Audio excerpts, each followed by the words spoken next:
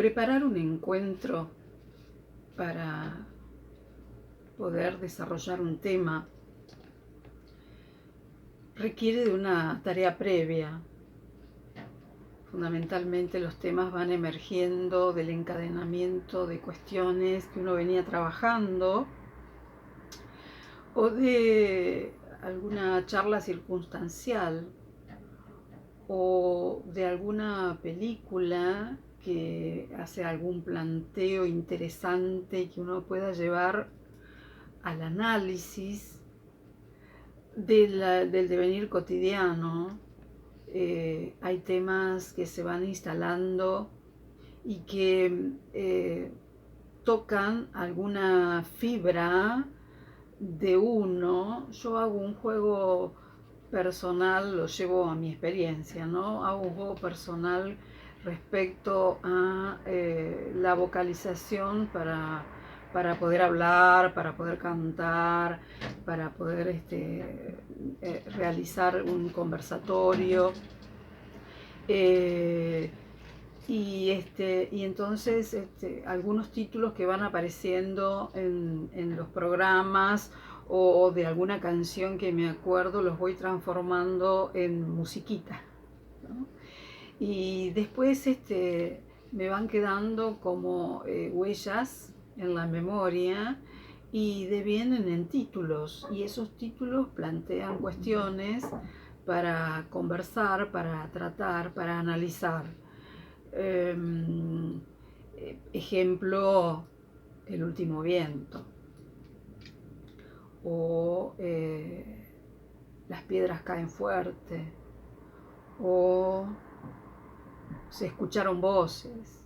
Es decir, frases, expresiones que de alguna manera por ahí detonan en el vicio que uno tiene de que se transformen en cuestiones, o que por ahí resultan en un texto, o que por ahí resultan en un trabajo de libre expresión con la acuarela sobre una hoja en blanco.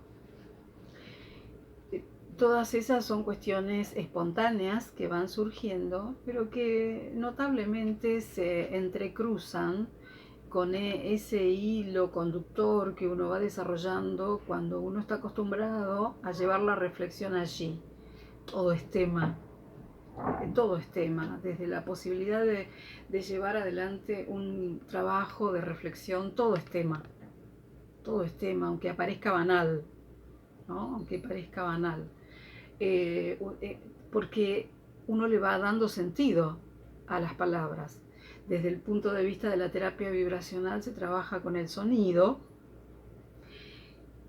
y la palabra es un encadenamiento de sonidos, y cada sonido tiene una vibración particular que impacta, que deja una impronta, que reverbera, no siempre de la misma forma en las personas. Me gusta siempre decir que nuestro cuerpo está formado por un 70% de agua, y hay estudios científicos que se realizaron sobre el efecto del sonido en el agua. Por lo tanto, no somos inmunes al efecto que un sonido provoca en nuestro cuerpo, en nuestro sistema neuronal, en nuestra psiquis. Cuando le damos sentido a una palabra, le damos sentido desde el punto de vista de lo connotativo y desde el punto de vista vibracional. Vez pasada creo que mencionaba que las palabras no son inocuas, pero la palabra tiene sentido de acuerdo a la intencionalidad que le damos. Hay palabras huecas, son ejercicios que hacemos, ¿no? Palabras huecas, palabras dulces, pero de acuerdo a la connotación que le asignamos. Y no es ajeno a eso el encadenamiento de sonidos. Darle sentido a un texto es un trabajo de mayor entidad, de mayor volumen, donde uno ubica la palabra en lo que llamamos en la cadena de emisión, donde uno la ubica y allí esa expresión, una oración, adquiere sentido de acuerdo a la intención que le damos. Cuando digo afuera llueve usé solamente 2 palabras, pero ese afuera llueve tiene un sentido diferente para cada persona. Y ahí entonces interviene otra cuestión que es la impronta emocional.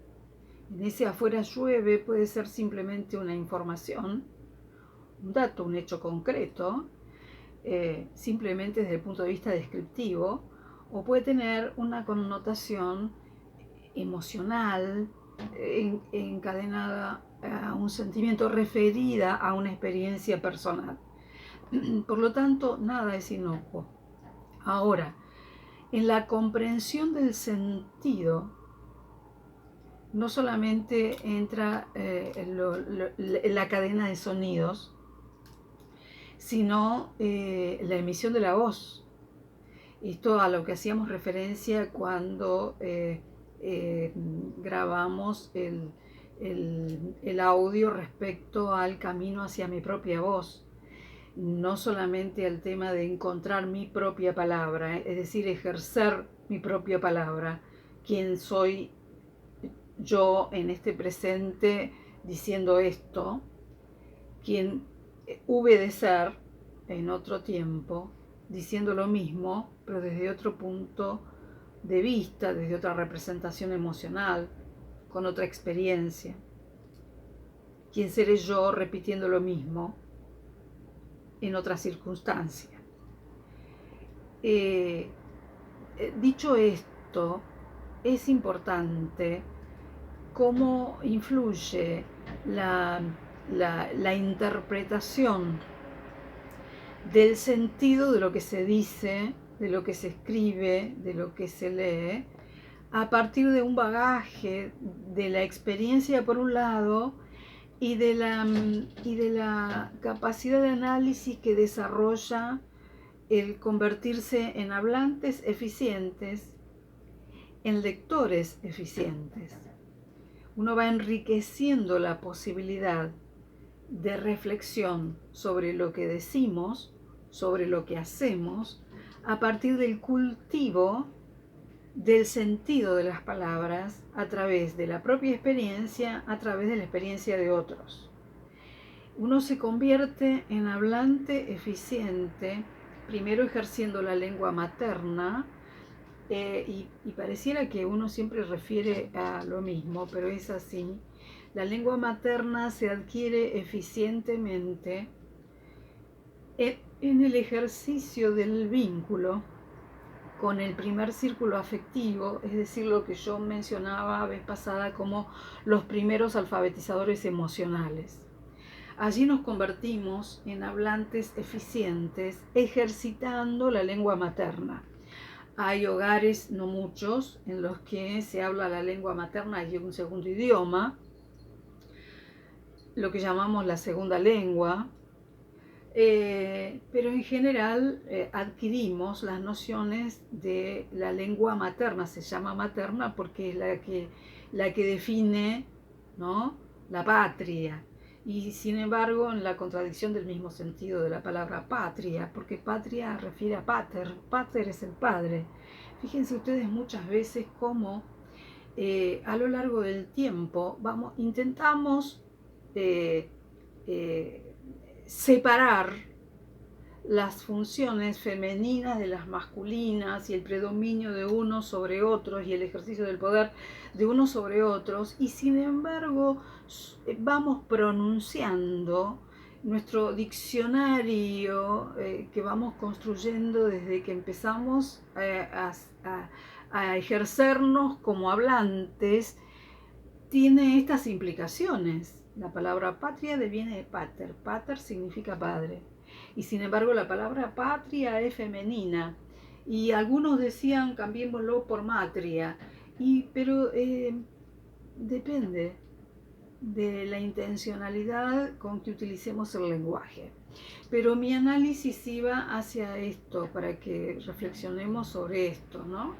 Para que copensemos sobre ¿qué significa el tema de entender el sentido de lo que decimos, de lo que escuchamos, de lo que leemos, de lo que escribimos o de lo que otro nos dice?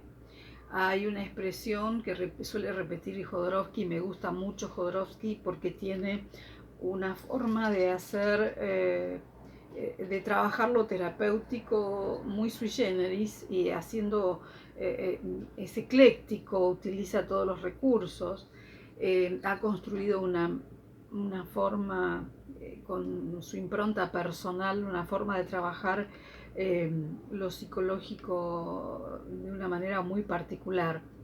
Me identifico mucho con lo que él trabaja y con la experiencia de muchos años, de trabajo terapéutico.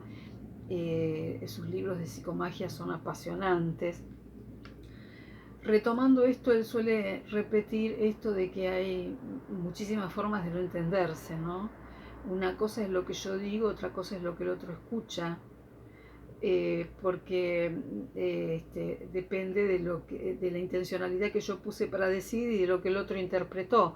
O sea, siempre por ahí puedo estar seguro de lo que dije, hasta cierto punto siempre digo, pero nunca sé lo que el otro en realidad escuchó, lo que el otro filtró desde su propia cultura particular, ¿no? Desde lo identitario de su propia cultura particular.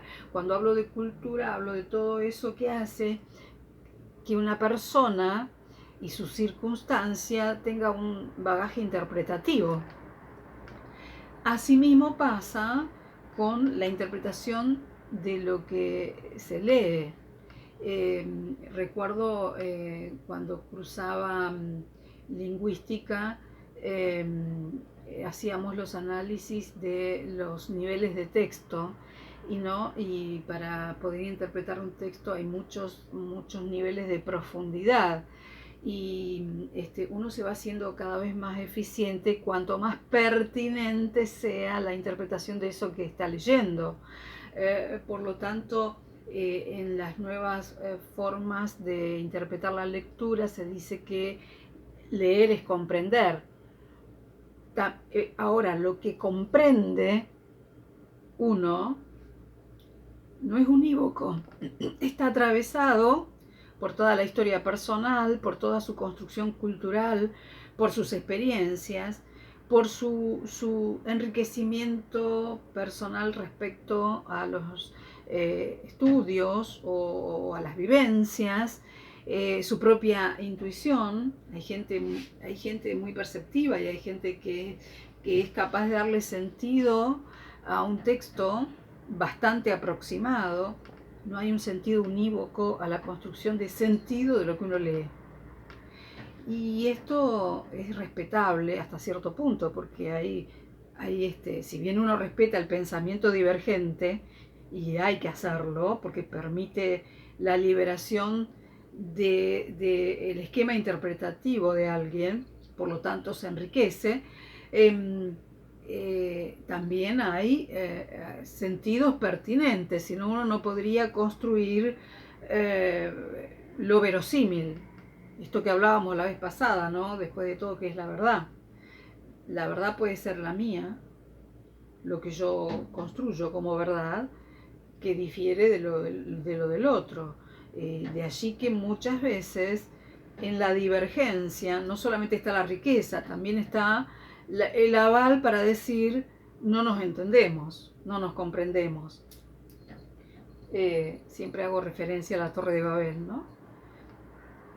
Por un lado, el porqué de los diferentes idiomas, pero por el otro lado, hablando el mismo idioma, construimos sentidos diferentes y lo vamos viendo cada vez más, incluso en estas jergas que van surgiendo desde el punto de vista identificatorio, ¿no? Como que cada colectivo utiliza una jerga personal y particular que va cambiando con el tiempo y que en lugar de unificar la posibilidad de comprensión, la la coloca a veces en veredas diferentes, con lo cual entenderse es todo un esfuerzo, con lo cual la comunicación es todo un esfuerzo, con la intencionalidad de que el otro que me escucha me entienda. Y yo puedo estar convencida de que lo que digo es inteligible y para el otro no queda tan claro. Y para el otro no queda tan claro. Dicho esto, ¿cómo nos convertimos en hablantes eficientes ejerciendo desde el principio la lengua materna, conociendo en el uso práctico del habla cotidiana las reglas internas del código que estamos utilizando para comunicarnos? Así construimos también la escritura y así construimos la posibilidad lectora, aceptando reglas internas de cada código que nos convierte en eficientes para ser comprendidos, en función comunicativa. Por lo tanto, las brechas culturales serán salvadas con la eficiencia comunicativa, no solamente con la sola intencionalidad de llevémonos bien, con la eficiencia comunicativa. Y este es todo un tema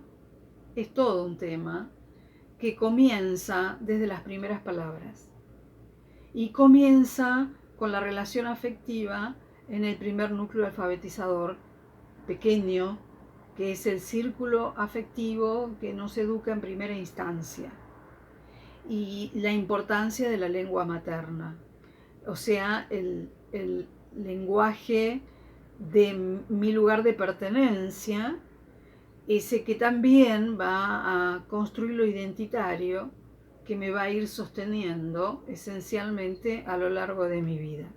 Luego podré adquirir una segunda lengua, hasta una tercera lengua, y que tiene estrategias y recursos parecidos en cuanto a la adquisición, pero que es otra cosa. Estos temas quedan planteados para próximos conversatorios. Y así es.